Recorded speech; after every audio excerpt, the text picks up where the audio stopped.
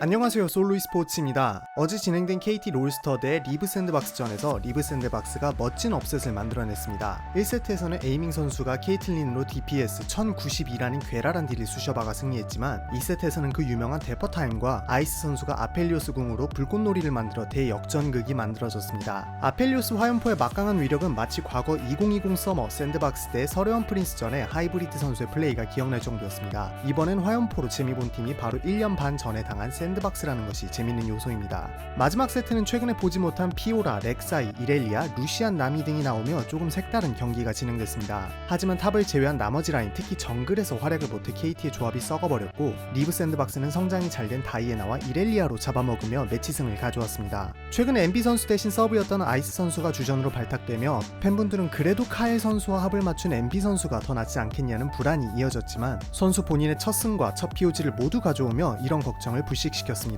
리브 샌드박스 관계자분은 아이스 선수 기용에 대해 기본 능력치가 좋고 안정감도 있으며 게임 이해도와 분석력도 높아 기용했다 했습니다. 이후 현장 인터뷰에서 김옥경 감독님은 전력 차이가 나는 스쿼드임은 인정한다. 그럼에도 최선을 다하는 것이 프로의 자세이고 응원하는 팬들을 위해 포기하지 않고 열심히 하겠다고 전했습니다.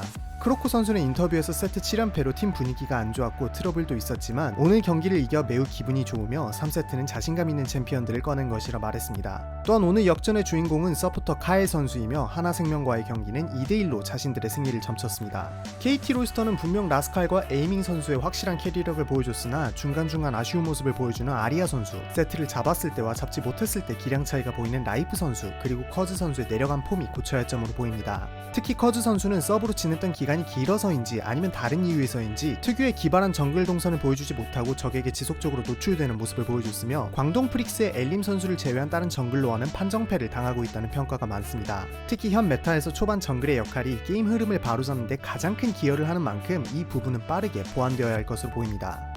농심 레드포스 대 T1전은 이번 주 첫 번째 매치 오브 더 위크라는 평가를 받을 정도로 기대가 많았던 경기였습니다. 특히 T1은 지금까지 다소 체급이 낮다 평가되는 광동 프릭스, 프레디 프리온, 리브 샌드박스를 상대로 멋진 운영으로 승리했으며 DRX전 당시에는 상대가 워낙 최악의 퍼포먼스를 보여주고 있었던 만큼 상위권 팀 상대로는 제대로 된 경기력을 아직 공개하지 않아 많은 관심을 모았습니다. 결론부터 말해 양팀 모두 환상적인 경기력을 뽐냈습니다. 그리고 둘의 승패를 가른 점은 바로 운영이었습니다. T1은 작년부터 보여준 환상적인 운영으로 농심의 방벽을 자동문으로 바꿔버렸습니다. 특히 3세트 전령으로 미드 1차 타워부터 억제기 타워까지 고속도로를 뚫어버리는 장면은 경악스러울 정도였으니까요. 오너 선수는 이번 매치에서 결정적인 바론, 용싸움에서 스틸을 해내면서 작년보다 튼튼해진 모습을 과시했습니다. 페이커 선수 얘기도 안 할 수 없겠죠. 클템 해설님은 코르키는 만능이 아니라 누가 잡느냐에 따라 캐리력이 달라진다 말했으며 페이커 선수는 1세트 코르키를 정말 잘 활용했습니다. 아무리 코르키가 지표를 파괴하는 챔피언이라도 딜 비중 53%는 정상적인 수치가 아니었고 만장일치로 POG를 가져갔습니다. BDD 선수와 더불어 현 아지르의 권위자라는 평가가 있는 만큼 3세트 활약도 눈부셨습니다. 3세트 와중 페이커 선수의 아이템 선택에서 특이한 부분이 보였는데 바로 점화석입니다. 13분경부터 점화석을 들고 있었으나 경기가 끝날 때까지 업그레이드가 안 됐습니다. 저희가 판단하기로 본래 부여왕을 올리기 위해 선택한 아이템이었으나 게임 도중 루덴으로 선택지를 바꿔 남은 짜투리 아이템인 듯합니다. 800골드나 들여서 가성비 아이템을 선택한다는 건 별로 신빙성이 안 가기에 이 이유인 듯하지만 여러분은 어떻게 생각하시는지 댓글로 알려주시면 감사하겠습니다. 페이커 선수는 인터뷰를 통해 농심이 매섭게 추격하고 있던 만큼 이번 승리는 팀 차원에서 큰 의미를 지닌다며 기뻐했고 정말 오랜만에 맞이한 개막 이후 연승에 대해서는 멤버 변화가 많지 않은 점, 팀 모두가 메타 관련 토론을 활발히 하여 빠르게 메타에 적응하는 점을 이유로 꼽았습니다.